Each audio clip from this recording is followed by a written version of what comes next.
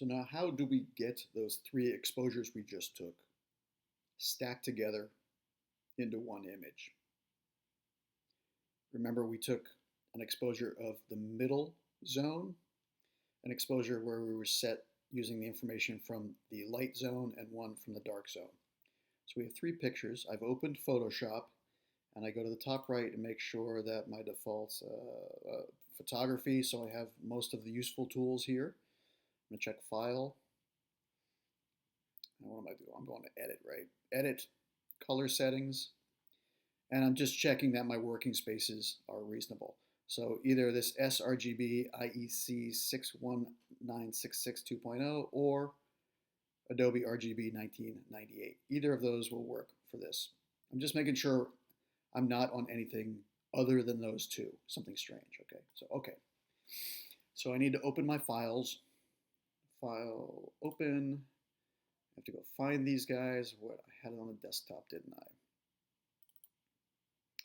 Here they are. I have 1, 2, 3. Open. So now here's my exposure for the light zone. Here's my exposure for the dark zone. Here's my exposure for the middle zone. So I want to take all three of these, stack them together, and use the best aspects of each one. Photoshop has automation tools. So File, Automate, Merge to HDR Pro. Source files, I'm just using the open files. If you have a bunch of files open, you can pick the files you want, but since the only ones I have open are the three I want to use, I'll just add all three. Hit OK, and let's see what happens.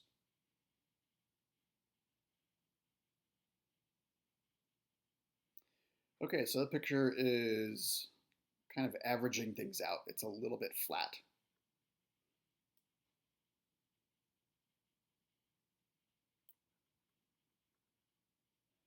Just playing with the exposure, the overall exposure. Gamma I would not mess with. Okay.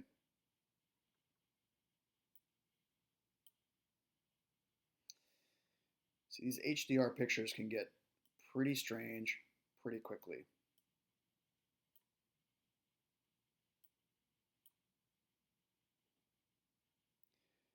Let's just say okay.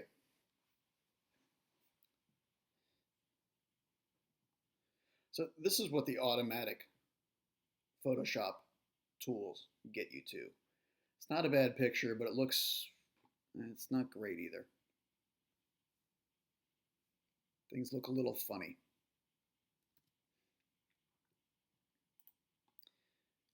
Let's try this. Let's stack these three together. So, what is the name of this? 160533. I should have renamed these. It would make my life a lot easier. But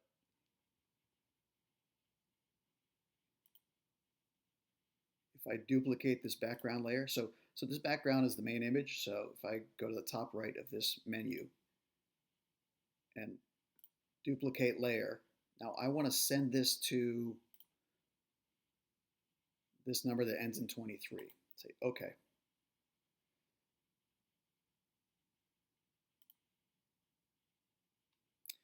Then go to this guy,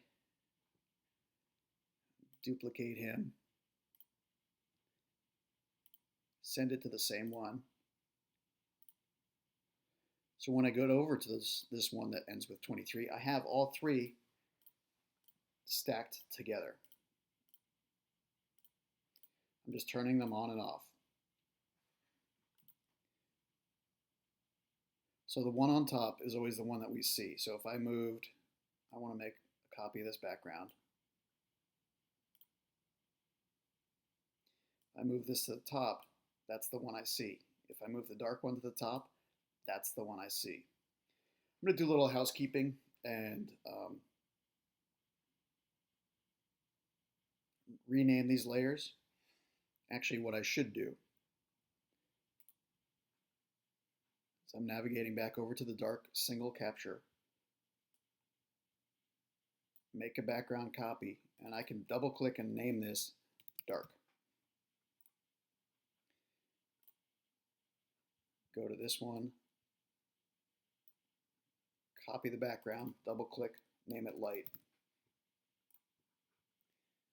Go to this guy, throw all my other stuff out,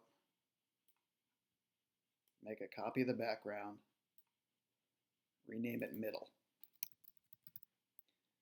That might be a little easier.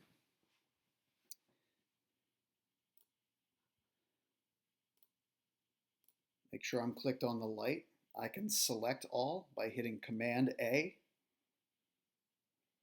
or going to select and hitting select all. I can copy this layer by hitting Command C, or edit, copy. I'm going to go back to this middle guy and make sure I'm clicked somewhere neutral. I can paste this by hitting Command V or edit, paste. Now I have this, which is light. Rename things as I go. Go over to the dark one, select all, Command A, select all, copy, Command C, edit, copy, navigate to the other image where I'm creating all the stacks, and I can Command V to paste it, or edit, paste. Rename this dark.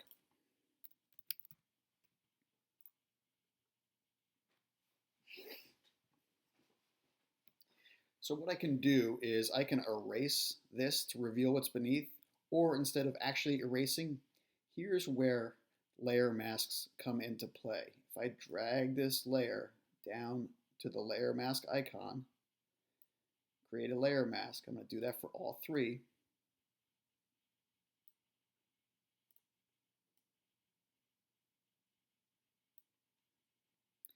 Then I work only on the mask. So I'm working only on the mask, not the image. See, the brackets are around the mask. Now the brackets are around the image. I want the brackets to be around the mask.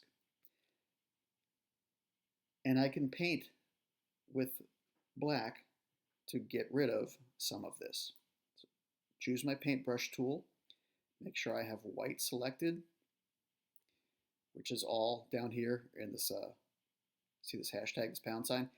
FFFFFF. That's 100% white. I make sure this guy is black. 6 zeros is 100% black. Okay.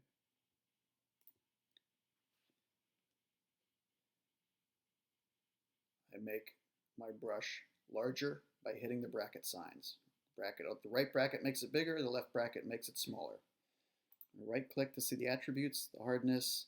I'm actually going to crank the hardness all the way over. And I want this to be black. So I'm painting on a layer mask with black. So I have to switch these.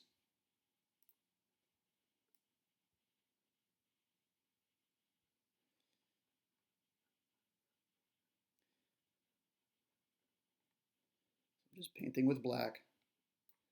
Look, it's not coming in quickly because I have the brush tool and the attributes of tools are on the top. So then my opacity is at 49. It should be at 100. My flow is at 47. It should be at 100.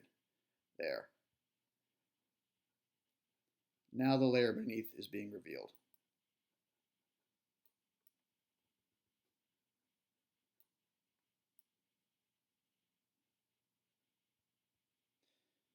Okay, and if I go a little over, I can switch the colors and paint it back.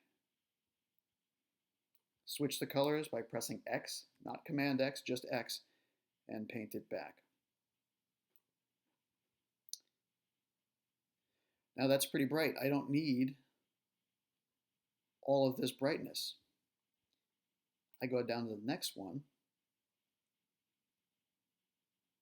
click this off. I don't need all this stuff on the right, so I'm going to paint it black, paint it out.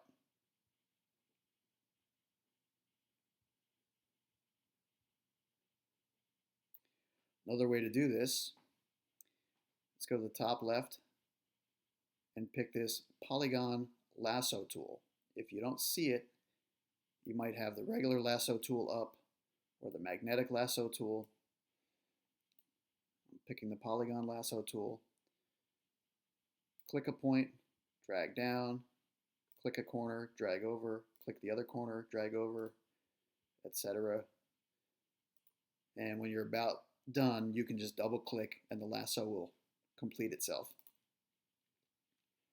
And then I can fill this with black. So edit, fill with black. Deselect is Command D or select, deselect.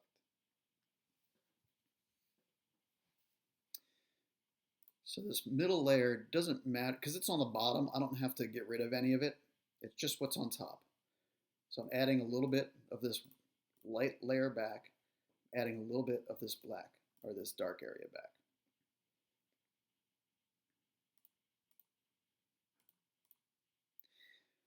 Now I would go in, or should go in, and refine this, right?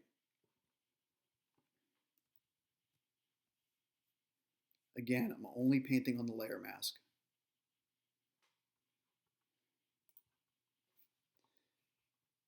Make this brush small, and I'm gonna soften it up a little bit.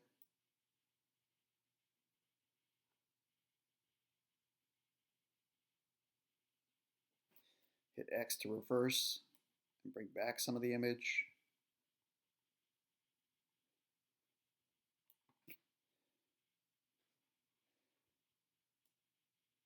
Hit X again to reverse to get rid of some of the image.